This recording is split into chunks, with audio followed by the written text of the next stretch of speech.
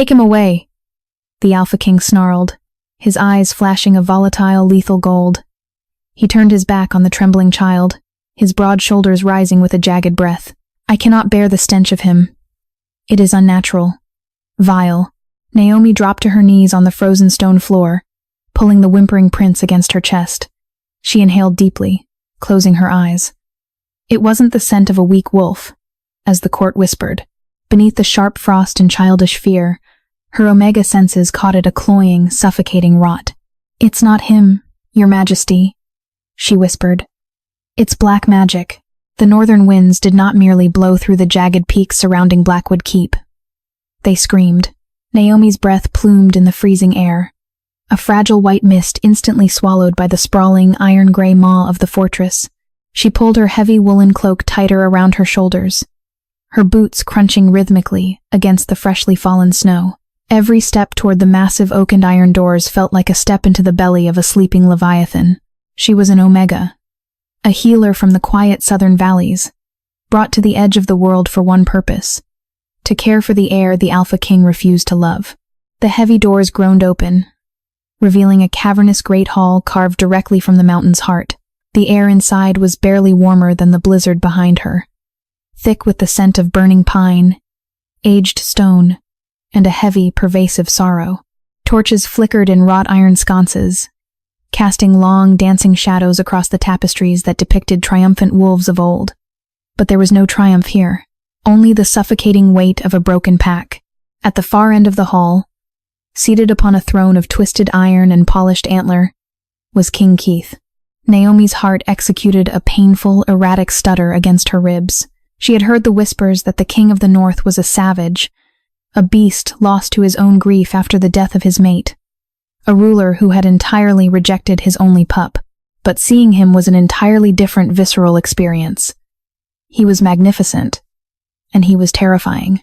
Keith slouched against the heavy armrest, his jaw clenched, a muscle feathering beneath his skin. He wore dark furs draped over broad, imposing shoulders, the dark material contrasting sharply with the pale, scars crossing his collarbone. His eyes, fixed on the dying embers of the central hearth, were a muted, turbulent amber. There was a raw, kinetic energy radiating from him, a violent storm held barely in check. He did not look at her as she approached, though she knew his heightened alpha senses had tracked her every footfall since she crossed the drawbridge. You are the healer. Keith's voice was a low, resonant rumble that vibrated through the stone floor and settled deep in Naomi's marrow. It was a voice accustomed to commanding armies, now worn thin by an invisible war. I am, Your Majesty. Naomi. She kept her chin level, resisting the overwhelming instinct to submit to the sheer force of his aura. The rules are simple, Keith said, finally shifting his gaze. When his eyes locked onto hers, Naomi felt the air leave her lungs. His stare was a physical weight, ancient and agonizing. Keep the boy in the eastern wing. Keep him fed, keep him quiet, and keep him out of my sight. He is your son, she breathed, the words slipping out before she could bite them back. It was treasonous to question the king, but the sheer cruelty of the isolation twisted her stomach. A dangerous, low growl echoed from the king's chest. The torches in the hall seemed to dim in response to his rising ire. Keith stood, towering over her, his imposing frame blocking out the warmth of the fire. The scent of him washed over her petrichor, sharp winter cedar, and a dark, rolling thunderstorm. It was an intoxicating, purely alpha scent, but it was currently laced with an agonizing, jagged bitterness.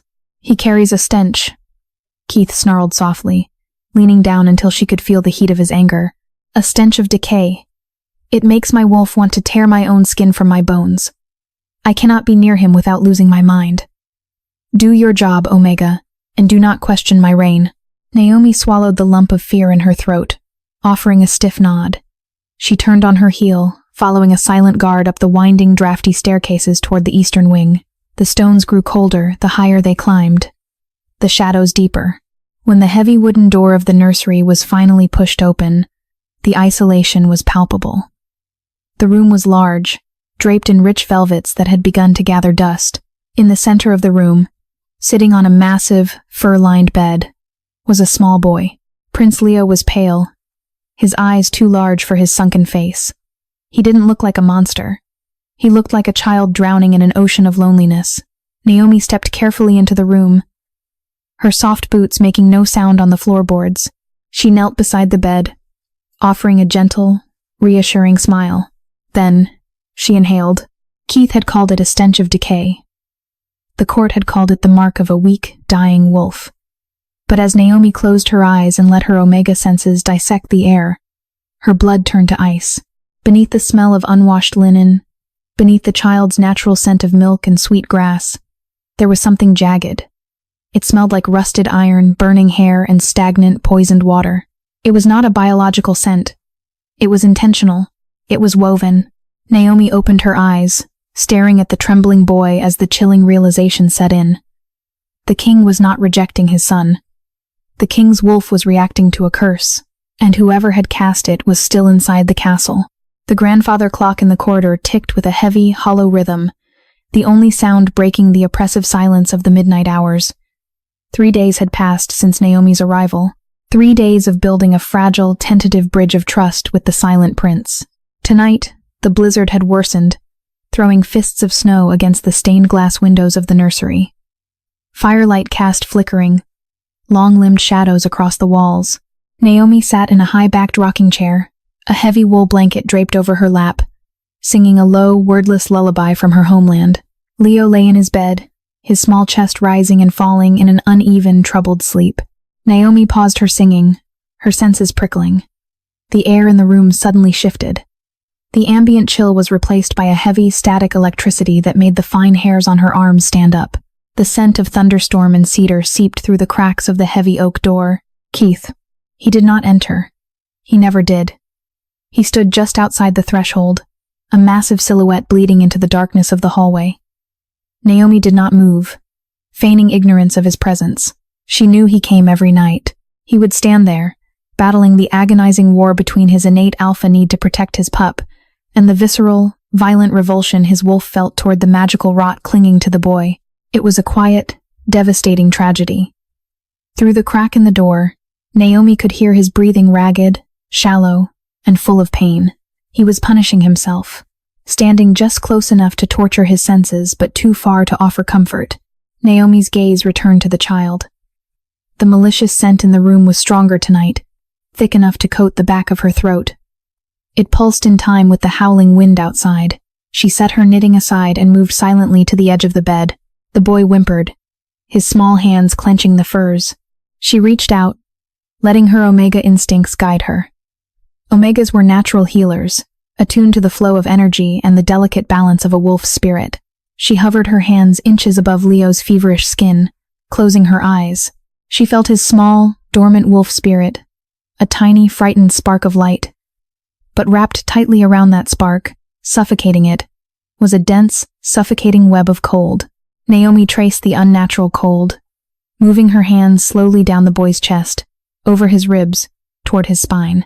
The closer she got to the base of his neck, the more the air resisted her, feeling like thick, freezing mud.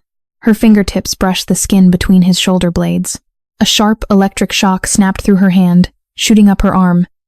Naomi gasped, pulling back, but the magic had been disturbed. The room plunged into absolute darkness, as the fireplace was snuffed out in a violent hiss of smoke. The shadows in the corner of the room seemed to detach themselves from the walls, writhing and twisting like living smoke. The smell of rot exploded into the room, so overwhelming it made her eyes water. The heavy oak door shattered inward. Keith burst into the room, a terrifying vision of primal fury. His eyes were no longer amber. They were glowing, luminescent gold, shining like beacons in the unnatural dark. He had shifted halfway, his claws extended, his teeth bared in a feral snarl. He didn't know what he was fighting, only that there was a threat in his territory. "Get back!" Keith roared, a sound that shook the dust from the rafters. He threw himself between Naomi, the bed, and the swirling mass of shadows. The sheer force of his alpha command hit Naomi like a physical blow, driving her to her knees. He swiped his massive claws through the dark, but the shadows were incorporeal.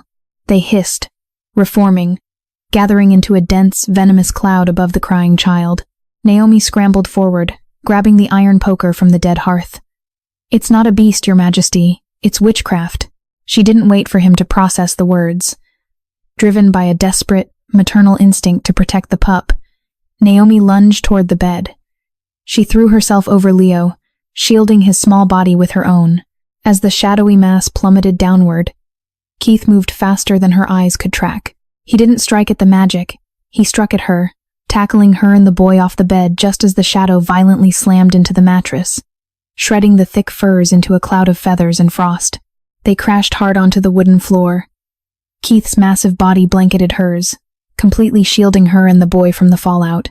He was so heavy, so hot, a furnace against the freezing magic in the room.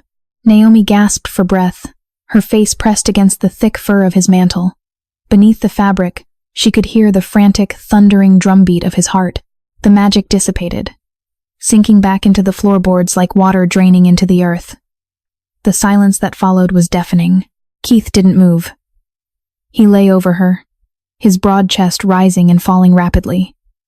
For the first time, the scent of the curse was masked entirely by him, and in that terrifying dark silence, as the king's ragged breath fanned across her cheek, Naomi felt the undeniable, terrifying spark of a mate bond snap sharply into place.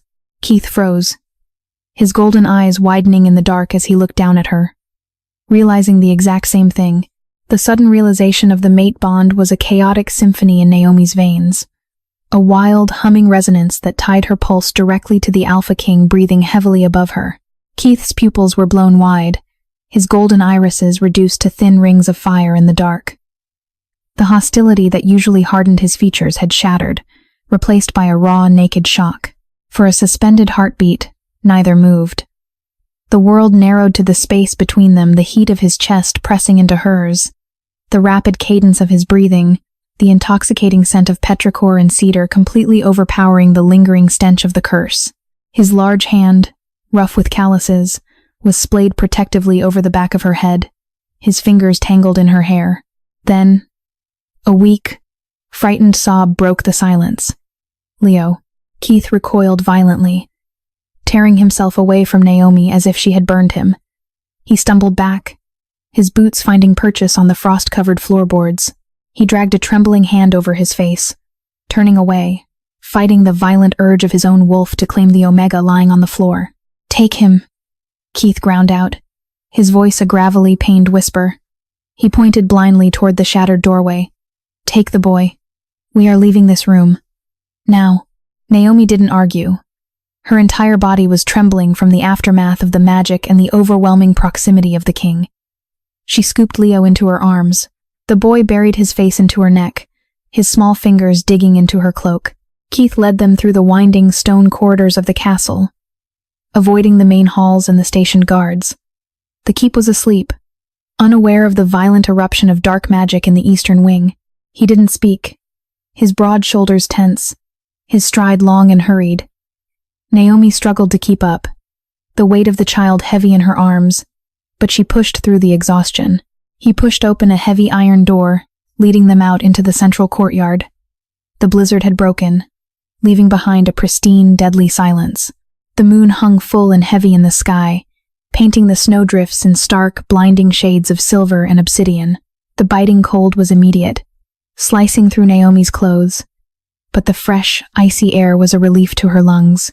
Keith ushered them toward the old archive tower, a separate stone structure across the courtyard. "The magic is bound to the nursery," he said finally, his voice cutting through the frosty air. "It cannot reach the archives. The stone is warded." Naomi nodded, holding Leo tighter. But as they reached the center of the courtyard, the snow beneath their feet began to crunch with a sickening, wet sound. Keith stopped dead.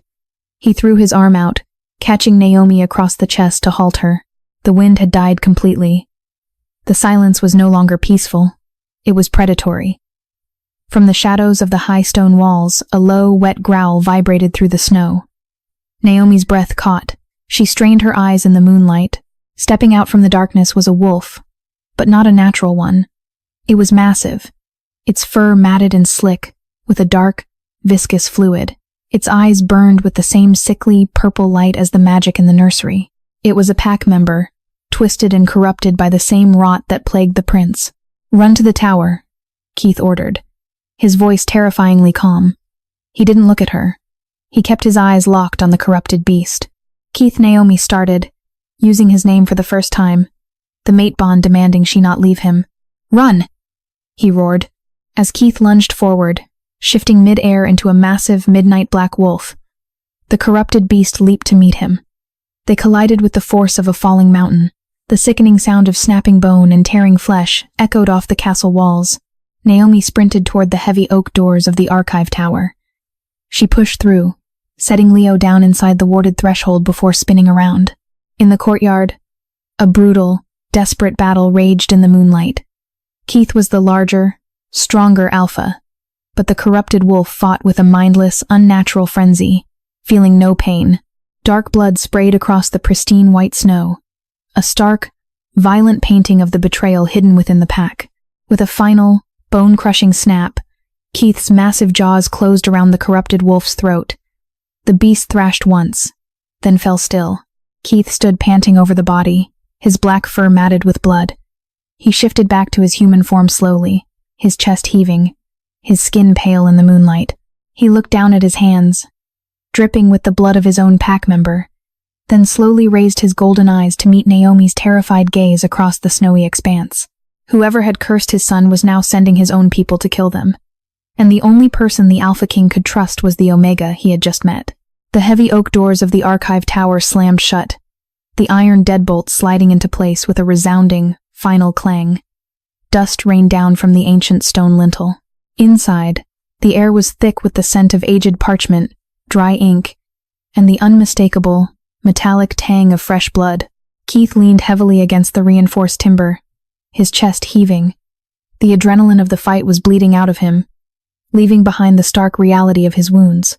The corrupted wolf had fought with an unnatural, jagged strength, its unnatural claws bypassing the king's thick defenses. Deep, weeping gashes carved across Keith's ribs and left shoulder, soaking his dark furs in a morbid, glistening crimson. Naomi stood frozen a few paces away, her breath caught in her throat. The archive was circular, lines of towering bookshelves disappearing upward into the gloom. A single, magically suspended orb of soft white light hovered in the center of the room, casting long, eerie shadows. Beside her, Leo had finally succumbed to exhaustion, curled tightly into a ball on a pile of dusty tapestries. The metallic scent of the king's blood hit Naomi's Omega senses like a physical strike. Her instincts, the bone-deep drive to mend, to soothe, to protect her alpha, roared to life, entirely drowning out the lingering terror of the courtyard. She took a step forward. "Stay back," Keith warned, the words scraping out of a throat tight with pain. He didn't open his eyes. He pressed his uninjured hand against his bleeding ribs, his knuckles white. The mate bond between them was a newly lit fuse, crackling and volatile. His wolf was demanding he claim her, to seek the comfort of her scent, but the man was terrified of the rot that had nearly infected her. "You are bleeding, Your Majesty," Naomi said, her voice dropping to a low, melodic timbre. It was the voice Omegas used to calm panicked wolves. "It will heal. Not quickly enough. And not cleanly. That beast was tainted with the same rot as the prince." She didn't ask for permission again. She closed the distance between them, her soft boots soundless on the stone flags. When she reached for the clasp of his heavy fur mantle, Keith flinched. His large hand shot out, wrapping around her wrist. His grip was a vice of iron and heat. His golden eyes finally snapped open, locking onto hers. They were wild, feral, swimming with a dangerous cocktail of agony, distrust, and overwhelming, undeniable need. "Do not touch me, Omega," he rumbled, a deep, warning vibration in his chest. "My control is fragile." Naomi did not pull away. The heat radiating from his skin was staggering, burning through the thick wool of her sleeve. She looked up at him, her dark eyes steady, anchoring him in the dim light. "My name is Naomi," she whispered softly, her thumb brushing against the erratic pulse at his wrist. "And you are hurting. Let me help you, Keith." Hearing his name on her lips broke something foundational within him. His grip loosened, his hand falling away in a gesture of absolute, reluctant surrender. Naomi worked swiftly. She unfastened the ruined furs, letting them drop to the floor, revealing the pale, heavily scarred expanse of his chest. The fresh wounds were deep, the edges of the lacerations stained with a faint, sickly purple hue, the remnants of the dark magic. She pressed her palms gently against his skin, hovering just over the lacerations. She closed her eyes, summoning the deep, warm reservoir of her healing energy. A soft, pearlescent glow began to emanate from her fingertips. Keith hissed sharply as the pure energy met the corrupted wounds. His hands curled into tight fists at his sides. The sensation was agonizingly intense, a searing, purifying heat that burned away the purple rot, replaced immediately by the cool, soothing rush of her omega scent, jasmine, rain-washed earth, and something incredibly sweet. It wrapped around his fractured senses, pulling him back from the edge of a feral abyss. He looked down at her. She was so small compared to him, her brow furrowed in intense concentration. The firelight caught the soft curve of her cheek, the dark sweep of her eyelashes. The mate bond pulsed wildly between them, a tangible thread of gold tightening with every passing second. For years, he had lived in an ocean of ice, punishing himself for a son he thought he hated, for a pack that was slowly decaying. But here, in the dusty silence of the warded tower, feeling the gentle, relentless warmth of her hands on his skin, the Alpha King finally felt a terrifying spark of hope. As the last of the purple rot faded from his flesh, Naomi's knees buckled, her energy completely spent. Keith moved instantly. He caught her by the waist before she could hit the stone, pulling her flush against his chest. Her breath hitched, the air vanished. They were pressed together, surrounded by the heavy silence of the archives, the scent of fresh rain and dark cedar completely engulfing them. "You are reckless," Keith murmured, his lips mere inches from the crown of her head. "I am necessary," she breathed back, her hands resting flat against his bare, uninjured chest. Feeling the violent, thunderous rhythm of his heart, he didn't argue. He only held her tighter, his chin resting gently on her hair as the storm continued to rage outside the warded doors. Morning did not bring light to Blackwood Keep. It only brought a thinner shade of gray. Inside the archive tower, the magical orb had dimmed, casting a pale, milky glow over the thousands of leather-bound tomes and ancient scrolls. Naomi sat cross-legged on the floor, surrounded by a chaotic fortress of open books. Dust motes danced lazily in the cold air. Across the room, Keith stood by a narrow, slit window, his broad back to her. He had found a clean linen tunic in an old storage chest, though it stretched tight across his shoulders. He was watching the courtyard below, his posture rigid, a coiled spring waiting to snap. The silence between them was no longer filled with hostility, but it was heavy with the unresolved weight of the mate bond. Every time she turned a page, the rustle of the parchment made his ears twitch. Every time he shifted his weight, her pulse fluttered in response. It was an exquisite, exhausting torture.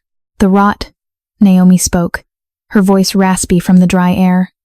She traced a finger down an illustration of a twisted, blackened root system. "It isn't a simple hex.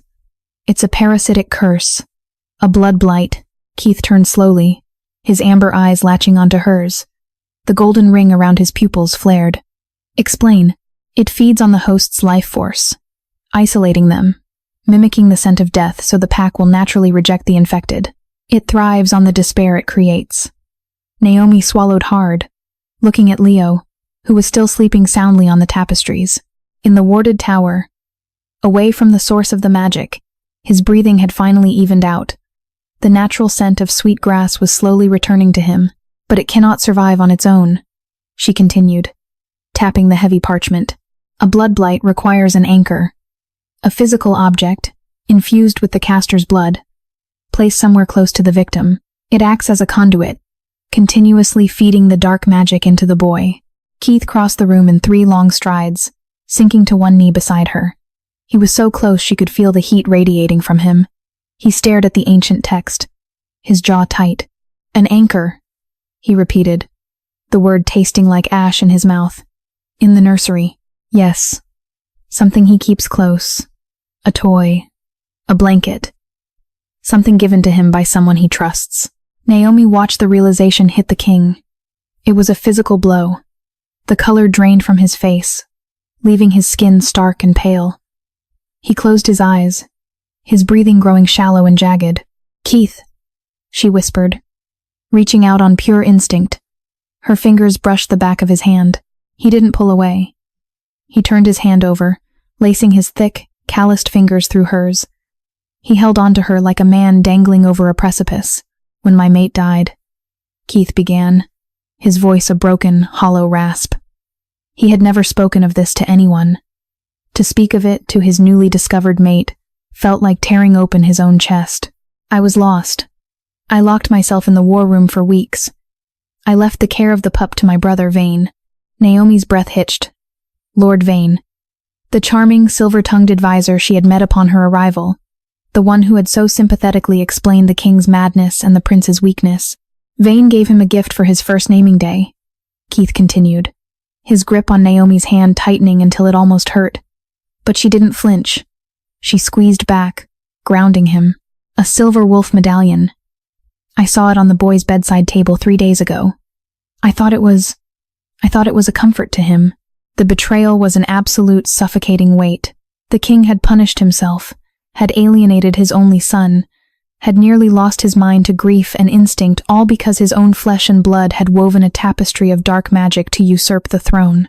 A low, terrifying rumble began to vibrate in Keith's chest. It wasn't the sound of a man. It was the pure, unadulterated fury of a betrayed alpha. The shadows in the archive seemed to shrink away from him. He made me hate my own pup. Keith snarled, his eyes bleeding to violent incandescent gold. He made my wolf want to tear Leo apart.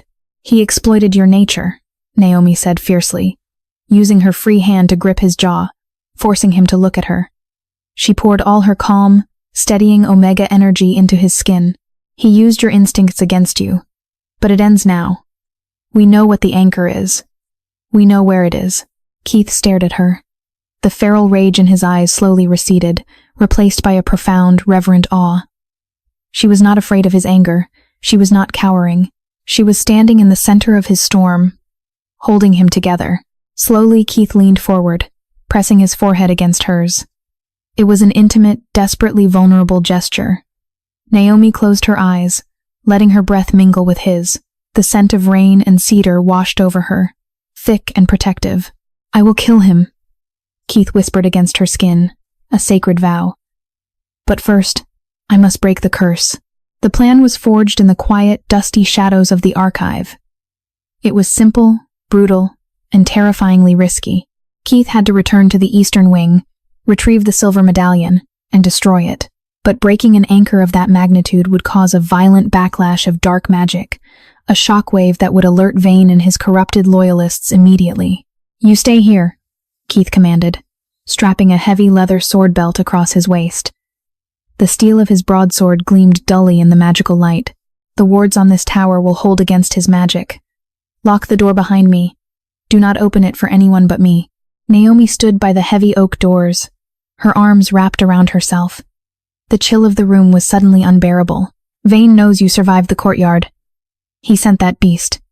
He will be waiting for you. Let him wait, Keith said, his voice dropping an octave, rich with deadly promise. He stepped toward the door, stopping just inches from her. The height difference forced Naomi to tilt her head up. The tension between them was a physical string, pulled so tight it hummed. There were 1,000 things unsaid between them. The mate bond, the future, the fact that he was walking into a trap to save a son he had ignored for years. Keith raised a hand, his large, rough knuckles brushing against the soft curve of her cheek. Naomi leaned into the touch, closing her eyes, a soft sigh escaping her lips. When this is over, Keith murmured, his thumb tracing the line of her jaw. His gaze dropped to her lips, burning with a restrained, agonizing heat. When the rod is burned from my home, we will talk about what happened in the nursery. Come back to me, and we will talk about whatever you want. Naomi breathed, her heart hammering against her ribs. Keith's eyes flared gold. He leaned down, his face burying into the crook of her neck. He didn't bite, didn't claim her, but he inhaled deeply, dragging her sweet, grounding scent deep into his lungs to armor himself for the coming bloodbath. He pulled away abruptly, turning to the heavy iron deadbolts. He slid them back with a loud, grating sound. The heavy oak door groaned open, letting in a vicious swirl of freezing wind and snow. Keith stepped out into the blizzard, shifting into his massive, midnight black wolf form mid-stride. He disappeared into the whiteout without looking back. Naomi slammed the door shut, throwing her entire weight against the timber to slide the heavy iron bolts back into place. The silence that descended upon the archive was immediate and suffocating. She stood with her back against the door, her chest heaving, listening to the muffled howling of the wind outside. She turned to look at Leo. The boy was awake, sitting up on the tapestries, rubbing his large, tired eyes. "Where is my father?" he asked, his voice small and fragile. "He went to get something for you, little one," Naomi said, forcing a warm, reassuring smile. She walked over, kneeling beside him and pulling a blanket over his shoulders. "He will be back soon." An hour passed. Then 2. The grandfather clock in the distant main hall chimed 3 hollow notes, barely audible through the thick stone walls. Naomi paced the circular room, her anxiety a living thing clawing at her throat. The mate bond, usually a steady, humming warmth in her chest, felt stretched and jagged, pulsing with Keith's distant adrenaline and rage. Suddenly, the ambient temperature in the archive plummeted. Naomi stopped dead. Her breath plumed in front of her face. The magically suspended light orb above them flickered, dimming from a warm white to a sickly pale gray. A low hissing sound echoed through the room. Naomi spun toward the heavy oak doors, the ancient runes carved into the stone lintel. The wards that kept the dark magic at bay were glowing. But they weren't glowing with protective light. They were bleeding a vile, luminescent purple. Frost, thick and jagged like broken glass, began to spiderweb across the heavy timber of the door, creeping inward from the edges. The iron deadbolts groaned, screaming under an immense, unnatural pressure from the outside. The scent of rusted iron, burning hair, and stagnant water flooded the room. Naomi backed away slowly, her heart plummeting into her stomach.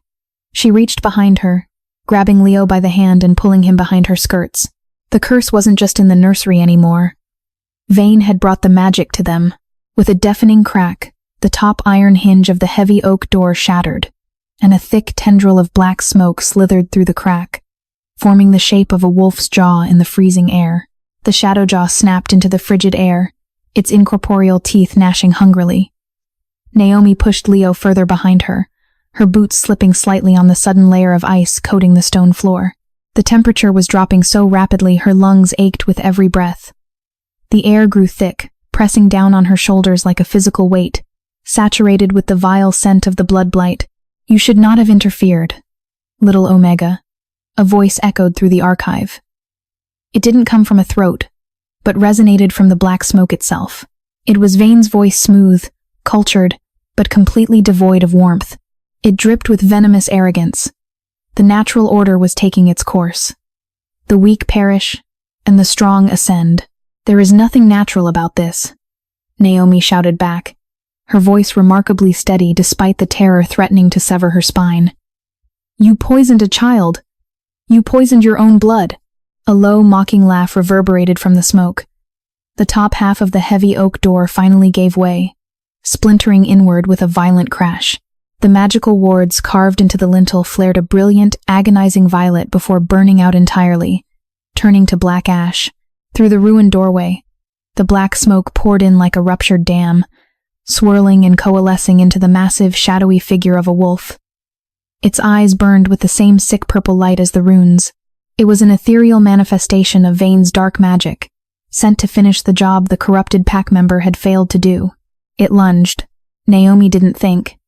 She reacted on pure, untethered instinct. She threw both of her hands forward, palms facing the encroaching darkness. She dug into the deepest, most primal reservoir of her healing energy, refusing to let the rot touch the child cowering behind her. A brilliant, blinding wave of pearlescent white light erupted from her hands. It hit the shadowy wolf mid-air with the force of a physical blow. The collision of dark magic and pure, concentrated Omega healing energy created a deafening crack that shook the towering bookshelves. The shadow beast shrieked, a sound like tearing metal, and recoiled. "I will not let you touch him!" Naomi screamed, her voice echoing with an authority that surprised even her. She pushed the barrier of white light outward, creating a glowing hemispherical shield over herself and Leo. The scent of jasmine and rain violently clashed with the stench of rot, turning the air in the room into a sensory battlefield. The shadow beast paced just outside the perimeter of her light, snapping and hissing. It began to circle, probing for a weakness. Naomi's arms trembled. The physical toll of projecting her energy externally was immense. Healing was meant to be applied through touch, channeled slowly into a receptive body. Weaponizing it required a sheer force of will that felt like it was tearing her veins apart from the inside. Sweat beaded on her forehead, instantly freezing in the glacial air of the room.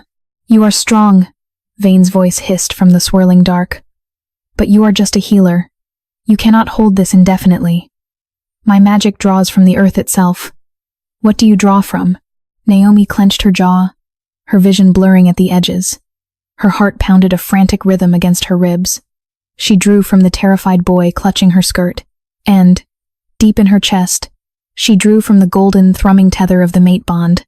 She could feel Keith out there in the dark. He was fighting. He was angry. She fed that anger into her shield, the white light sparking with dangerous streaks of gold. The shadow beast, sensing her faltering strength, reared back and hurled itself entirely onto the dome of light. The impact brought Naomi to her knees. She gasped, the breath driven from her lungs. The purple magic spread over her shield like an oil slick, corroding the pure white energy. The barrier began to crack. Spidery lines of black shot through the pearlescent glow. "Say your prayers to the moon, Omega," Vane whispered, his voice dangerously close. The shield shattered like glass. Naomi threw her arms over Leo, bracing for the agonizing bite of the dark magic. But the bite never came. A sound completely defied description ripped through the night. A deep, earth-shattering boom that vibrated through the bedrock of the mountain. It wasn't the sound of thunder. It was the sound of a metaphysical chain snapping violently in half. The shockwave hit the archive tower a second later. It blew the remaining pieces of the oak door completely off its hinges. The shadow beast suspended above Naomi froze. The sickly purple light in its eyes flickered, then died completely. With a final, hollow screech, the manifestation of the blood blight lost all cohesion, dissolving into a fine, gray ash that rained down over the stone floor. The oppressive cold vanished, replaced instantly by the natural, sharp bite of the winter wind. Naomi collapsed onto her side, gasping for air. Her hands were raw and blistered from channeling the energy. Beside her, Leo crawled out from under her cloak, his wide eyes blinking in the sudden emptiness of the room. Keith had done it. The anchor was destroyed, but as Naomi struggled to push herself up, the crunch of boots on snow echoed from the courtyard.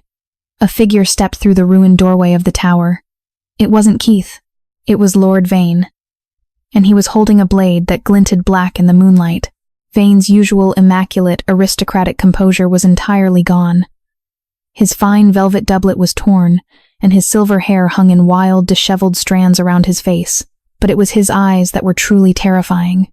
The irises, usually a calm, cool blue, were bleeding black at the edges. The dark magic he had woven now turning inward, consuming its master in the wake of the anchor's destruction. He stared at the pile of ash on the floor, his chest heaving with erratic, manic breaths.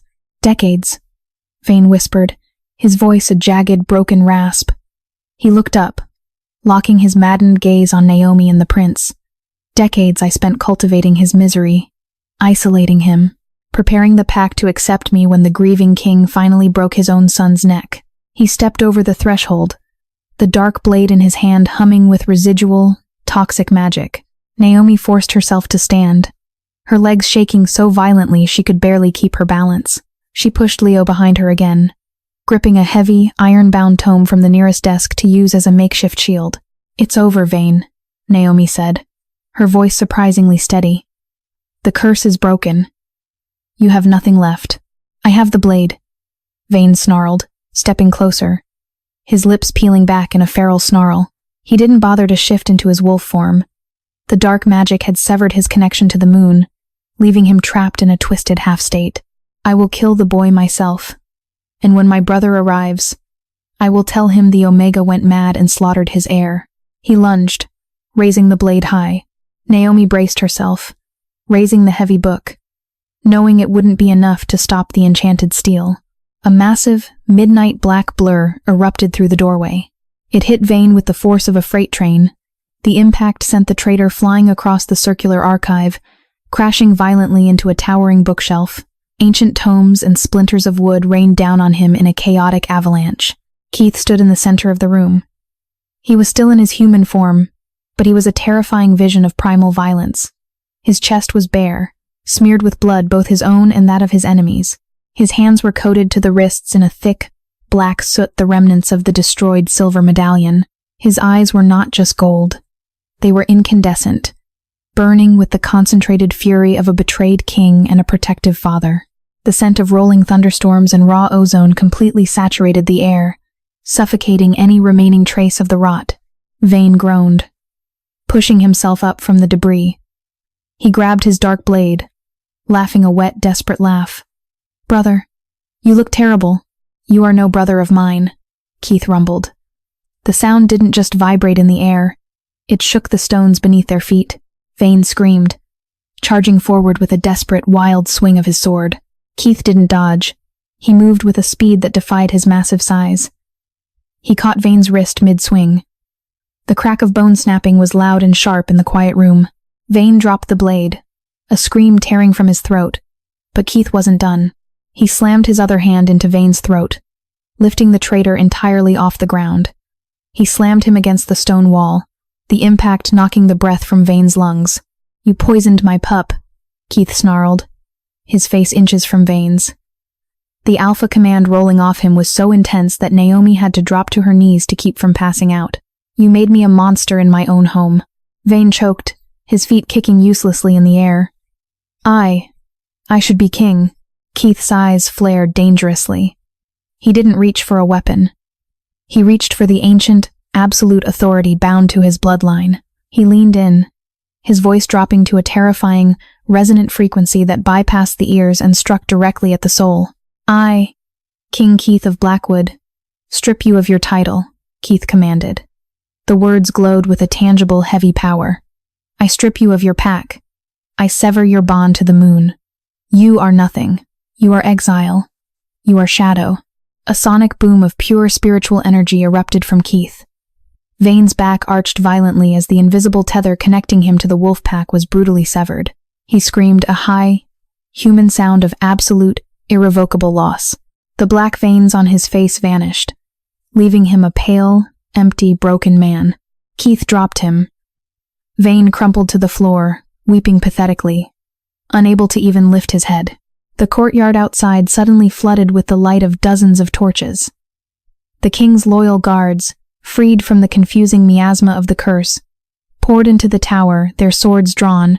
"Take him to the deep cells," Keith ordered, not looking at the men. "He will face the council at dawn."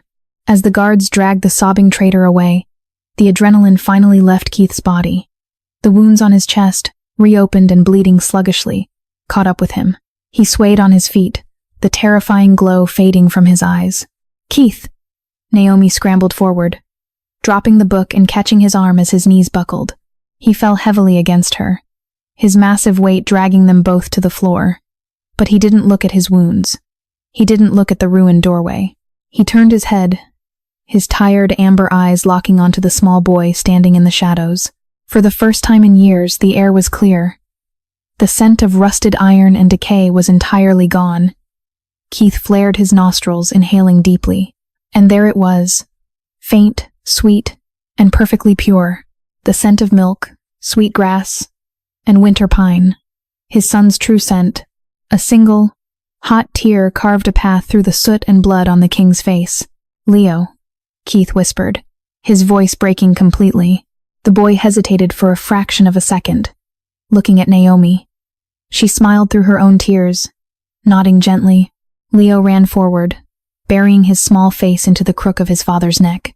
Keith wrapped his massive arms around the boy, burying his face in Leo's hair, his broad shoulders shaking with silent, devastating sobs. Naomi sat beside them, her hand resting gently on Keith's back, anchoring her two alphas in the quiet, dusty ruins of the tower. The storm outside had finally broken. The morning sun broke over the jagged peaks of Blackwood Keep, casting long, golden rays across the snow-covered courtyard. For the first time in what felt like an eternity, the light did not feel cold. It felt like a promise. The great hall had been transformed. The heavy, oppressive tapestries had been pulled back to let the light stream through the high, arched windows. The massive hearth blazed with a roaring fire of fragrant cedar and pine. The air was warm, thick with the scent of roasted meats, fresh bread, and the bustling energy of a pack awakening from a long, suffocating nightmare. Naomi stood on a high balcony overlooking the hall. She wore a dress of soft, deep emerald wool, a gift from the castle seamstresses who now looked at her with profound reverence. Her dark hair was braided back, the silver clasps catching the morning light. She watched the scene below her with a soft, quiet smile. King Keith sat on the iron and antler throne. He was clean, his wounds bound tightly beneath a fresh linen tunic and a regal mantle of white wolf fur. He looked completely different. The dark, brooding shadows that had constantly haunted his eyes were gone. He looked younger, vibrant, and undeniably powerful. But it was the boy sitting on his lap that truly drew the eye. Prince Leo was laughing. It was a bright bell-like sound that seemed to chase the last remnants of gloom from the rafters. Keith was holding a wooden toy knight, making it march dramatically across the armrest of the throne, drawing another fit of giggles from his son. The king kept burying his face in the boy's neck, inhaling deeply, as if he couldn't get enough of the sweet grass scent he had been denied for so long.